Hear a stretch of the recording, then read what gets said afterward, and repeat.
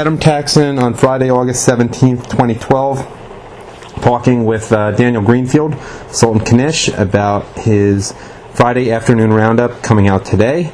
It is called The Aerodynamic Properties of Time. Daniel, welcome. It seems like, based on the parts of your Friday afternoon roundup that are done at this point, it really fits into the category liberalism is a mental disorder. Why don't you start off by talking about a situation in Ann Arbor that hasn't exactly caught the media's attention the way, say, the Westboro Baptist Church out of Topeka with about 30 members has? Yeah, because obviously this is not something the media wants to cover. I didn't know about it myself until I came across some of this material.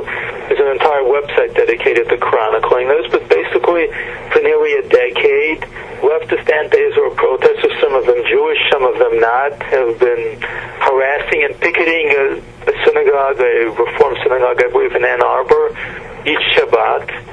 They've been screaming hate. You can see some of the photos of people screaming through megaphones. There are some quotes. This is very ugly stuff, and this is a harassment of a house of worship that's been going on for almost a decade with very little media coverage. I mean, you've got leftists doing it. You've got Muslims doing this. No one's doing this outside a mosque anywhere, I would assume. If people were doing this from outside a mosque for even a month, or for 5 Fridays in a month, this would have been a media story all across America.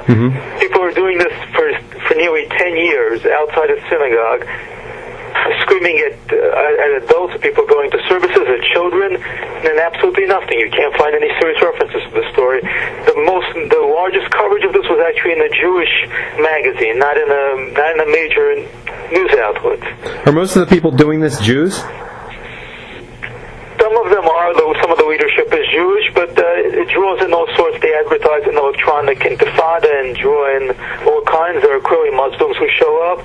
There are various members of the local Green Party who show up. Which might as well be called the Red Party. The hijab everywhere. Yeah, which might as well be called the Red Party.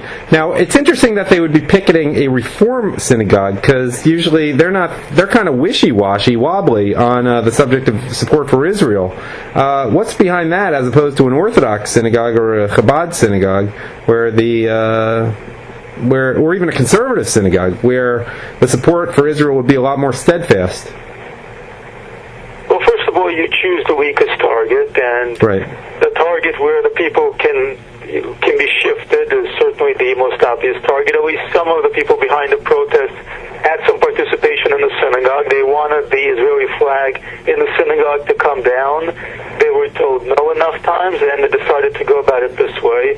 I think that's a chunk of the backstory here. Well, that's a great point, because I'm not really sure what the Orthodox population of Ann Arbor is. I presume they have a Chabad house and maybe 1 or 2 synagogues, but they might be lower profile. I imagine that they would just blow them off pretty quickly, and that's a great point about the Reform synagogue. But there is one interesting result. What's happened to one of the protesters, one of the Jewish protesters from the synagogue, and while I've read what you have to say, it would be interesting to hear for the audience now, if they don't read the article.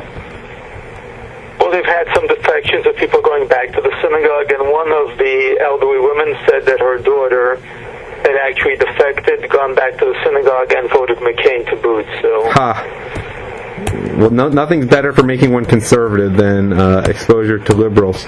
Now, you had another part of this that's somewhat similarly about the mental disorder of liberalism. It's about a guy named Bradley Burston. Maybe you could talk about him in terms of the Iran nukes context. It's just an incoherent argument. Well, what's going on in Israel right now is hysteria on the part of the left, who are really trying to do everything possible to prevent an attack on Iran's nuclear reactors. What's behind this is not so much the conventional leftist view, though in some cases it is.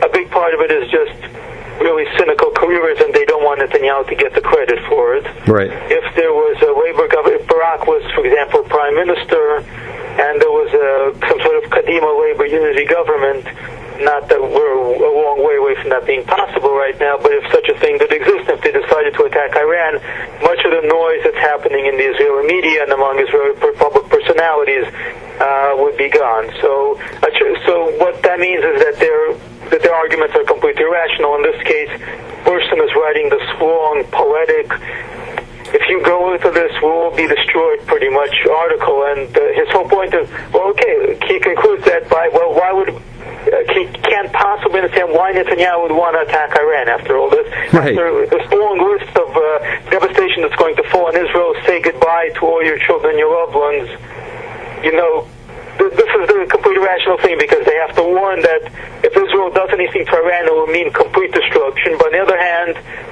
they say there's absolutely no big deal. We have no reason to worry about Iran getting a nuclear program. And they're saying that even before Iran gets a nuclear program, it's capable of devastating Israel. So there's an irrational double standard. And this is really descended from the irrational double standard of American liberals during the Cold War, who insisted that there was no threat whatsoever from the Soviet Union. But at the same time, we had to be absolutely careful because the Soviet Union could destroy us at any moment.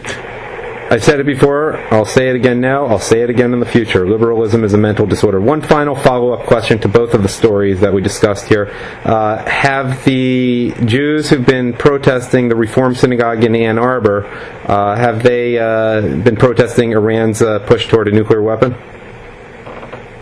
Obviously not. If anything, they would be protesting a potential Israeli strike on Iran. This is the left. This is the far left. These people want to see Israel gone, pretty much.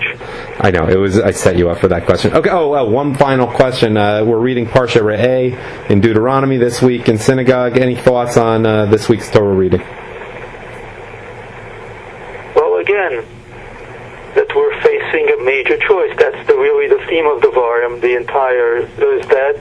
That it's the preparation for going into Israel and setting up shop, so to speak, setting up a workable country on legitimate principles. Obviously, there were major screw-ups in that regard, from which we see throughout Shoftim and Malachim, through prophets and kings.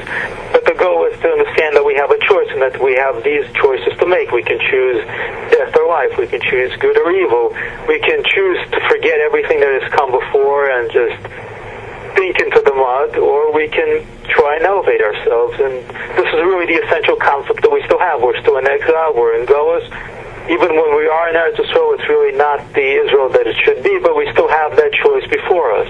And it's as much before us today as it was before them back then. It's a blessing or a curse. All right, Daniel Greenfield, Shabbat Shalom, and thank you as always for your time today.